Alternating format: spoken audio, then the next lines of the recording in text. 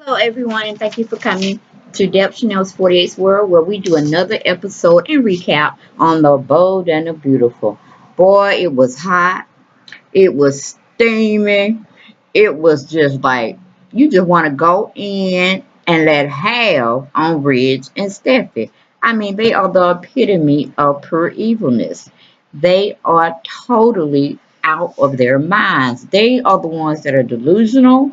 They are the ones that need medical attention and psychiatric treatment. Do you hear me? I mean, on a large scale from 1 to 10, they going off the scale.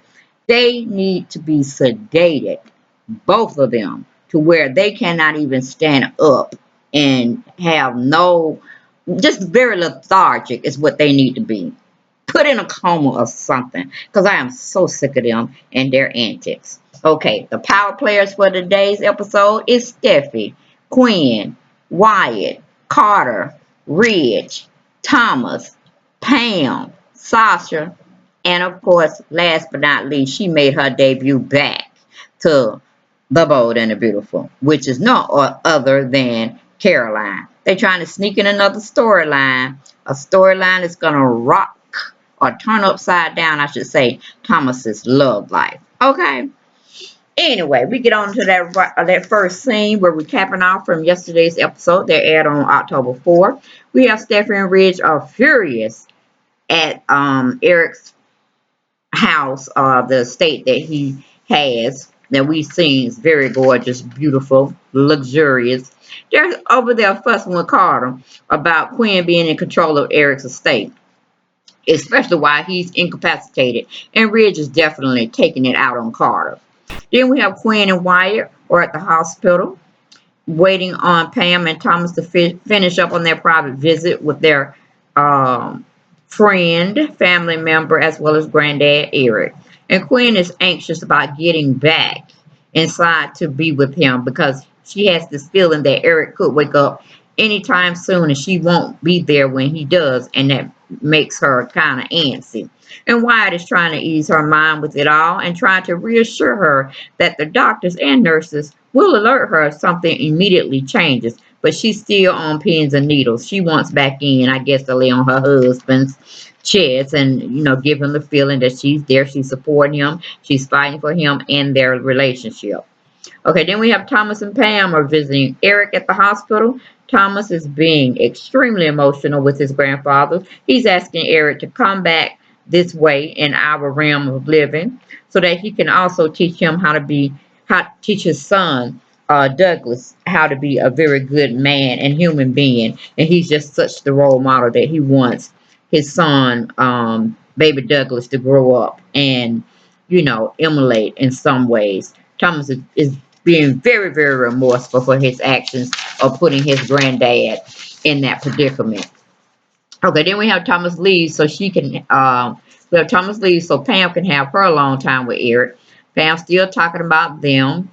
Um, and I'm like, okay, Pam, you barely in the family because your sister died. And you're Douglas. You're not a Forrester, but see how Eric just made you a Forrester regardless. That doesn't matter, Pam. He still love you. He got love for you, and he can feel your presence, I'm sure. But if you don't go on somewhere with them doggone lemon balls, okay? He didn't really like them that much, Pam. Nobody really liked your lemon balls. They would just taste them because, too much lemon make you have a sour stomach. You know what I'm saying? Okay, how much sugar you put in there, it still can get you upset because of the acidity. So, Pam, I'm going to need you to go away, okay, with them lemon balls. Come up with a cherry pie, blueberry pie. Hell, bake me a cake if that's possible, okay? Something in the cream department, such as carrot cake or, you want to have something spicy like that, pumpkin, some pumpkin cinnamon cake, something. But leave them damn lemon bars alone, okay? Put them out the pasture. Sick of them, sick of them, sick of them. Okay. Then we have Quinn explains to Wyatt that legally she may not be married to Eric. And he's getting upset about it. Like, what you mean you ain't married to him? All the stuff they done took you through, you holler you married, y'all gotta, had a minister, this, that, and that. She said, well, all the hoopla and all the excitement, all the heartbreak by every family not being there. We just really forgot. We just went upstairs, made love. No, I'm just saying that part, but we know what happened. Made love, got into each other's arms, and just let the night take its toll. You know what I'm saying? And they weren't thinking about it because they didn't think this type of action would feed into such negative, you know, emotions and setting for them. So, she's like, okay, we missed the step. I guess we should have signed everything with the minister being there. The minister just signed, but hey, it was just technicality. We were married in mind, body, and soul. Okay, don't let it count for some. And, pretty much why I say, Mama, you stupid. Okay, anyway. We go to Carter tells Ridge Quinn has all the power to Eric's estate because Eric took the time to make her his power of attorney and took your name off of it for him, and he double checked the signature to make sure everything was pretty kosher and wasn't no funny business going on with her signing his name. Nope, that is definitely Eric's signature, and yes, he wanted Quinn's to be his power of attorney, and that's all I can prove, or that can be proved in a court of law. And then Ridge tells Carter, like hell she is. His dad power of attorney belongs to him, and it should be him, not Quinn. We go to commercial, we come back. We have Thomas has made it back to the office. He's putting in some work, trying to take his mind off his granddad's situation. He's altering a dress on Sasha. And he's telling Sasha what's going on with Eric's medical conditions, this, that, and the third. And she wants to go back to the hospital or make a visit herself to the hospital. And she's asking permission from Thomas. Can she do that? He said, oh, sure. Yeah, baby, you can. And I think I'll go with you. So it's a date. It's a date they're supposed to go and do that thing. And then we have Pam is pouring out her heart to Eric still, wanting him to come on back to this realm of existence because his work is not done. That's what she's praying for to the Lord.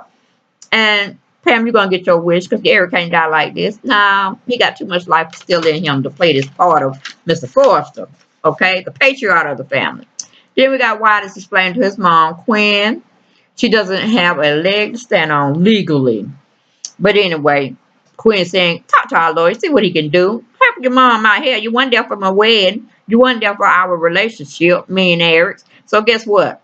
Do some work for your mama. Get some stuff going so we can get something straightened out him. But anyway, we go back to Ridge and Steffi. They're trying to convince Carter to keep the secret about Quinn having control over Eric's estate and his medical conditions. Carter is looking confused at what they're asking him to do. And Stephanie and Ridge are asking him to unethically do the right thing when it comes to they're trying to say Eric's behalf, but they're only thinking about their selfish selves. They're only thinking about their selfish selves, y'all.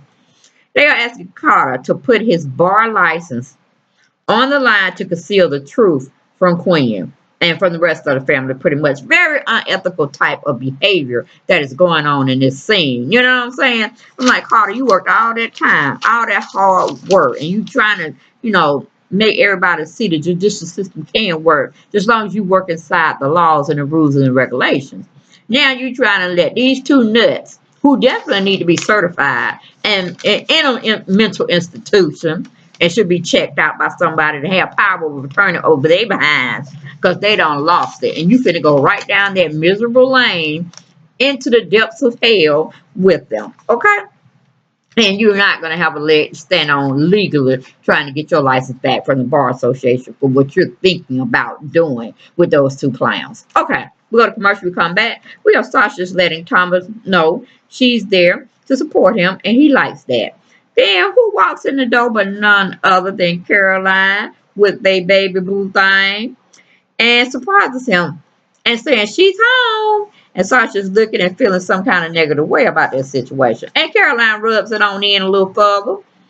Pam still being emotional with Eric. Quinn is asking Wyatt, to get off his behind and go on and call that lawyer because things finna get pretty shaky up in him to see if there's anything he can do within her situation. Now, if he go get that lawyer that defended her against Liam when he was trying to prosecute her for kind of like holding him hostage and all this kind of stuff. Woo-wee! You know what I'm saying? Red's gonna be in jail. Stephanie's gonna be in jail. And if Carter don't watch himself, he gonna be disbarred and in jail. Okay? Because he don't want to mess with that man. That man is something fierce. I can't think of his name right now. But you even look at him wrong. He already got you in contempt. He's one scary dude. But he be all about that law. And I know he getting his coin. You know what I'm saying? For representing any and everybody. Just as long as they got that dollar amount. Okay, to cover his fees. Anyway, we move from that situation. We go to Ridge and Steffi. They have convinced Carter for now to keep quiet about the power of attorney issue, even though Carter knows it's wrong. And he goes on ahead to promise to keep the secret, for now anyway, of who really has power of attorney over Eric's estate and his medical health conditions. And Stephanie and Ridge are just pure evil. You can just see it reeking out on them. You know what I'm saying? I'm like, boy, that's the one you just want to say poof and be gone, and they just splatter all up, just blow up like a combustion type thing. You know what I'm saying? We don't need them no more. I'm trying to even see why do we need them in the storyline, because Liam, she need to have some kind of accident and be taken off the story. And I'm talking about Stephen. Hell, both of them need to be taken out the story in the same car accident or whatever. Uh, Earthquake may come along, tidal wave may come along. So have something a catastrophe for both of them. Because I'm just sick of them. Woo! Okay, we go to commercial. We come back. We have Caroline's getting a full story about what happened to Eric, and she's making some subliminal messages that she's back to stay, and she's gonna get Thomas back. Sasha leaves. She's ready to have that talk, meaning Caroline, because Sasha left and gave them a long time, and Caroline's pretty much telling Thomas she's ready to have that private conversation about becoming his lady and his wife for the sake of their baby. Okay, that's an awkward situation, a very awkward situation. I kind of hate it for Thomas, but he got to put on his big boy drawers, and he's gonna have to do that thing and make an executive decision when it comes to where his relationship stands now and how they're gonna go forward with raising baby Douglas. Okay, we're going to the last and final scene. We have Stephanie and Ridge comes to the hospital, and Ridge has Quinn escorted out of Eric's hospital room and out the hospital. And Carter is standing there watching and condoning the actions that Ridge and Steffi are doing towards Quinn unfairly. He know what they're doing is unethical, but yet he's not saying anything. The only thing he will come out and say, yes, your marriage is not legal. It won't be recognized in the state of California because the signatures were never signed. But what he forgot to say was, that don't have anything to do with what I'm going to tell you, even though Steffi and Ridge wanted me not to tell you, but I got a life. I got a life to live. And ain't no amount of money Ridge has that will make me give up something that I worked very hard for, that I went to school for, and that is just totally unethical and not justified. Baby, you know what I'm saying? You are power of attorney. See your Ridge and Steffi and let have. You know what I'm saying? But now, he keep it quiet. He keeping quiet, y'all. I said his behind gonna be on the run because the law gonna be looking for his behind when they find out what he concealed. Because he knew very well who was the power of attorney, and it wasn't forged. And when Mr. Forged to wake up, and he will wake up, you're gonna be on his shit list, Carter. You might not have a job. He might spare you from the incident or going to jail, and he might not appoint you to the bar association. But baby, you can best believe you won't be practicing in California no more. You're gonna have to go far and away from Eric and Queen. So they don't want nothing to do with you. So you better straight up and fly right and tell the do deal what it really is, or go on and play on Steffi and Ridge's team and see how far you get. Okay? Because the tides are turning, Carter, and I don't think you want to just be on team Losingville. Okay, which is Steffi and Ridge. Now I have to ask my viewers, who is doing the manipulating now? Who is being evil? Who is being a liar? And all these other hateful and meaningful things Ridge and Steffi has thrown at Quinn's door. Okay, all her skeletons have fell out that they don't pull out and then some. So, is it right what Ridge and Steffi is doing? Even though everybody out the whole clan has made it to Eric's bedside, done said their little remorseful things and all this, that, and the third. I know he heard them. These nuts haven't come to his bedside yet. Ridge briefly did, but he was talking business and about, protecting his dad.